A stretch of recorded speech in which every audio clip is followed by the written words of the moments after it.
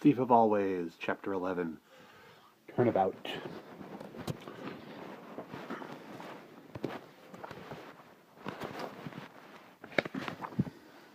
Neither Wendell nor Lulu was around the following day.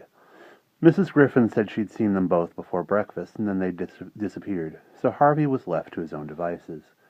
He tried not to think about what had happened the night before, but he couldn't help himself. Snatches of conversation were coming back, and he puzzled over them all day long. Had Jive meant, for instance, when he'd told Harvey that turning him into a... What had Jive meant, for instance, when he'd told Harvey that turning him into a vampire was not so much a game as an education? What kind of lesson had he learned by jumping off a roof and scaring Wendell? And all that stuff about soul stealers and how they had to be served, what had that meant? Was it Mr. Hood that Jive had been speaking of? That great power they all had to serve? If Hood was somewhere in the house, why hadn't anyone, Lulu, Wendell, or himself, encountered him? Harvey had quizzed his friends about Hood, and had the same story from them both. They'd heard no footfalls, no whispers, no laughter. If Mr. Hood was indeed here, where was he hiding, and why? So many questions, so few answers. And then, as if these mysteries weren't enough, another came along to vex him. In the late afternoon, lounging in the shade of the treehouse, he heard a yell of frustration and peered through the leaves to see Wendell racing across the lawn. He was dressed in a windbreaker and boots, even though it was swelteringly hot, and he was stamping around like a madman.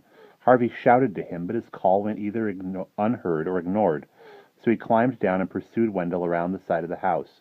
He found him in the orchard, red-faced and sweaty. "What's going on?" he said. "I can't get out," Wendell said, grinding a half-rotted apple underfoot. "I want to leave, Harvey, but there's no way out." "Of course there is.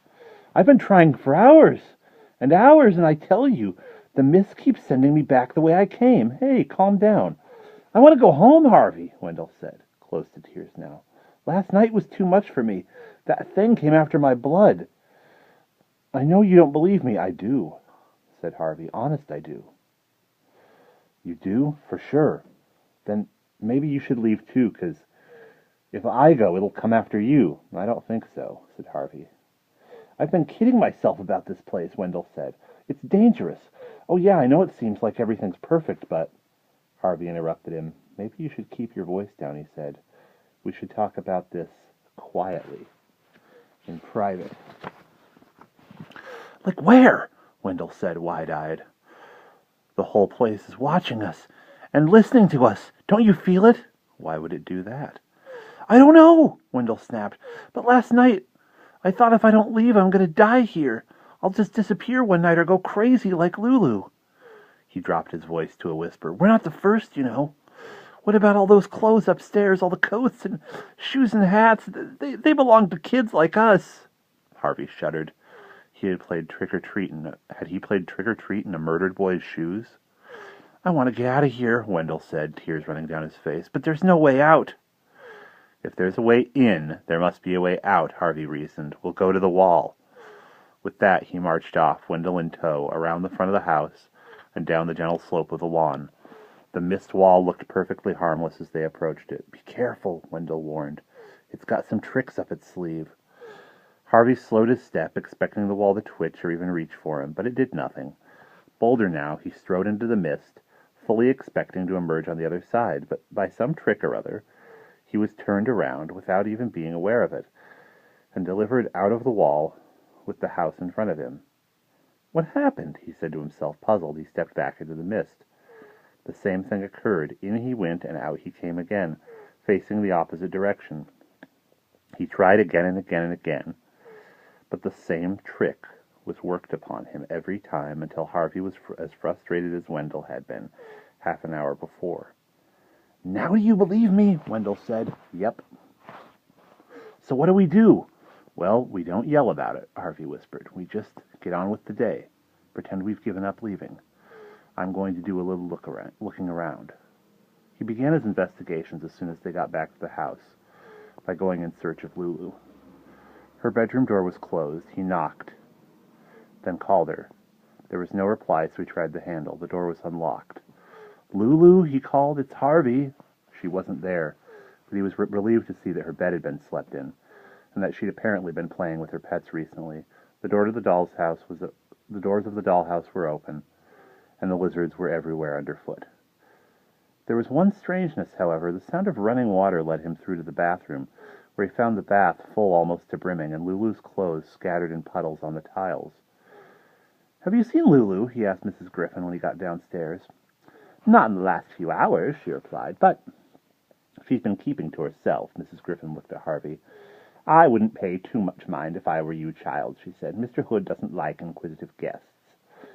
"I was only wondering where she'd got to," Harvey said. Mrs. Griffin frowned, her tongue working around her pale cheek, as though she wanted to speak but didn't dare. "Anyway," Harvey went on, deliberately goading Mrs. Griffin, "I don't believe Mr. Hood exists." "Now you be careful," she said, her voice and frown deepening. "You don't want to talk about Mr. Hood that way." "I've been here days and days," Harvey said, realizing as he spoke that he'd lost count of his time in the house, "and I haven't seen him once. Where is he?" Now Mrs. Griffin came at Harvey with her hands raised, and for a moment he thought she was going to strike him. But instead she took hold of his shoulders and shook him. "Please, child," she said, "be content with what you know. You're here to enjoy yourself for a little time. And, child, it is such a little time. It flies by. Oh, Lord, how it flies." "It's just a few weeks," Harvey said. "I'm not going to stay here forever." Now it was he who startled her. "Or am I?" he said. "Stop," she told him. "You think I am here forever, don't you?" he said, shaking off her grip. "What is this place, Mrs. Griffin? Is it some kind of prison?" She shook her head. "Don't tell me lies," he said. "It's stupid. We're locked up in here, aren't we?" Now, though she was shaking with fear from head to foot, she dared to make a tiny nod of her head. "All of us?" he asked. Again she nodded. "You too?" "Yes," she whispered, "and there's no way out. Believe me, if you try to escape again, Karna will come after you." "Karna," he said, remembering the name from the conversation between Jive and Mar. "He's up there," Mrs. Griffin said, "on the roof. That's where the four of them live. Rictus, Mar, Karna, and Jive. You know. Well, I've met them all but Karna." "Pray you never do," said Mrs. Griffin. "Now listen to me, Harvey. I've seen many children come and go through the house, some of them foolish, some of them selfish, some sweet, some brave, but you are one of the brightest souls I have ever set eyes on. I want you to take what joy you can from being here. Use the hours well, because there'll be fewer than you think." Harvey listened patiently to this, and when she finished, he said, "I still want to meet Mr. Hood." "Mr. Hood is dead," Mrs. Griffin said, exasperated by persistence. "Dead? You swear?" "I swear," she replied. "On the grave of my poor Clue cat, I swear Mr. Hood is dead, so don't ask about him ever again." This was the first time Mrs. Griffin had ever come close to giving Harvey an order, and though he wanted to press her further, he decided not to. Instead, he said he was sorry for bringing up the subject and wouldn't do it again, then left her to her secret sorrows. And that is the end of Chapter 11.